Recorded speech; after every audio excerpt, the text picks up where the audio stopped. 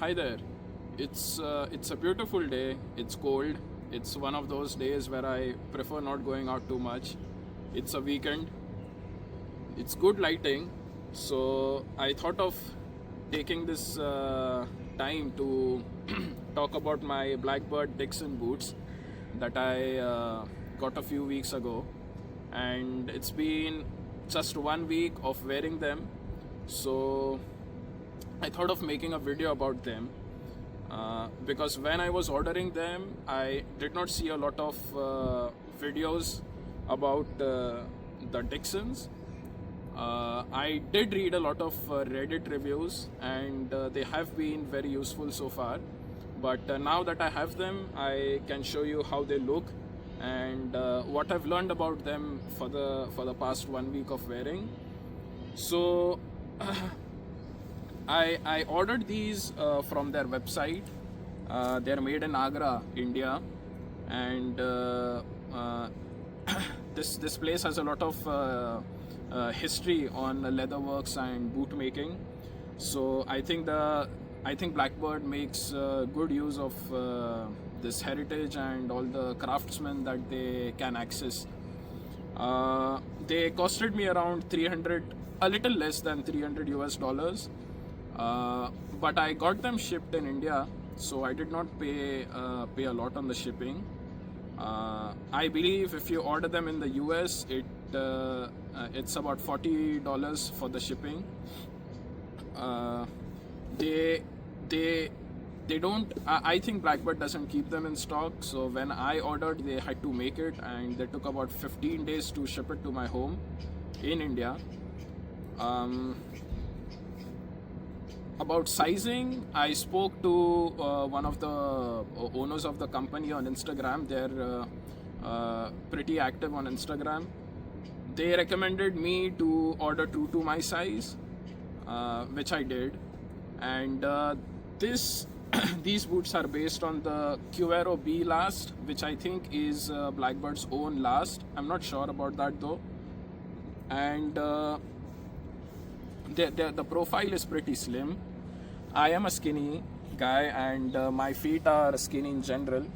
So this is size UK 7, and they do not fit snugly. But in the box they gave a pair of insoles, which correct for this issue for me. But I prefer not using them just yet. Because the weather is cold enough for some thick woolen socks that make the boots fit snugly. About the leather, this is Horween's Chrome XL leather, which is based on cowhide, and this leather is known to be easy to break in and very soft in general. The thickness, I believe, is around maybe 3.5 to 4 millimeters, including the inner lining. The inner lining, I'm not sure if it's Chrome XL too, but it seems like it's drum dried. About the laces, now I'm using the waxed cotton laces, but they also gave me a pair of leather laces, which I haven't used yet, but I think I'll soon move to them because they will maintain the character of the boots. They also came with a shoe horn. I think it's a real shoe horn. I'm not entirely sure, but it's beautiful to touch. So in the box, I also got a pair of cotton bags for each of the boot. And unfortunately, I don't have a lot of photos of the unboxing experience, but I can put a few photos of how these boots looked right out of the box. Because now, as you can see, there's creasing near the cap toe, and I think it has been breaking in well so far. I haven't waxed them or treated them in any way. Now, The insole is vegetable tanned leather. The midsole is natural cork filling, which means it was blended with glue and then pasted on the sole to a particular shape. The outsole is Vibram's Commander sole, which is standard if you look at the website. Now, I know a few people on Reddit have custom ordered the Dixons in a different outsole. Maybe you can also have that option. About the welting, this is entirely hand welted. So I am not sure if the video can do justice to this, but the welting looks pretty uniform. The way it runs through the boots, the distance between each of these, I'm not sure what you call them, is very regular, and the direction, and it does not go off the track that you expect it to be on. And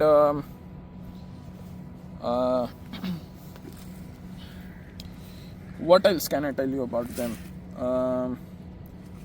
I'm not a professional boot reviewer, but this is my second, I think the first pair of boots in this price range. So I didn't really know what to expect in terms of value for money, but I'm pleased with them because a lot of folks on Reddit who are more experienced have rated them as a great value for money purchase. Especially given the fact that some of the Indonesian, Japanese, or US made, or even UK made boots of the same specifications and craftsmanship cost. So I forgot to tell you, this has a metal shank, so that's one thing that I forgot to mention. And apart from that, I think the heel is perfect for me. I did not feel any pain anywhere around the heel. There's enough room near the toes. I think when I wear them, my toe is till here, so there's plenty of room while walking. It does not bother me. The Quero B last, I think, is I think I'm lucky to have chosen this last because I did not think much about the last, and like I said, I'm skinny, so I do not feel a lot of room. I mean, it's comfortable for me around the toe. So that's it, I guess. I hope this video helps you, and if you notice that I've not mentioned something important about them, please write it in the comments section, and please correct me if I'm wrong about any of the facts about the Blackbird Dixons.